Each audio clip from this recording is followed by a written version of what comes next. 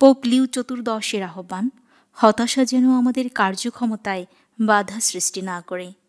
বিগত বুধবারে Saint Peter স্কয়ারে মঙ্গল সমাচারের উপর আলোকপাত করতে গিয়ে পোপ চতুর্দশ লিও ব্যক্ত করেন যে বেথসাইদা পুকুরের পাড়ে বসে থাকা পক্ষাঘাতগ্রস্ত লোকটির মতো আমরা যেন হতাশা এবং আধ্যাত্মিক উদাসীনতায় নিমজ্জিত না হই।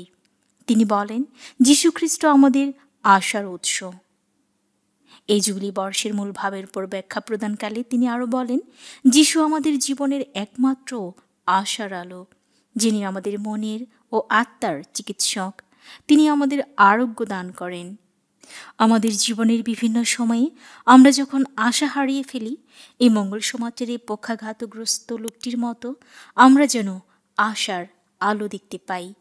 পবিত্র বাইবেলে এই ঘটনাটি আমাদের জীবনে যিশুর প্রতি আমাদের বিশ্বাস স্থাপনের এক অনন্য নিদর্শন দেখায়। পোপ লিও আরও উল্লেখ করেছেন যে বেথসাদা মানে হচ্ছে করুণার গৃহ, যা গির্জার একটি প্রতিচ্ছবি হিসেবে বিবেচিত হতে পারে, যেখানে অসুস্থ ও দরিদ্রেরা একত্রিত হয় এবং যেখানে ঈশ্বরের পবিত্র উপস্থিতি আমাদের জন্য আরোগ্য ও আশার বার্তা নিয়ে আসে।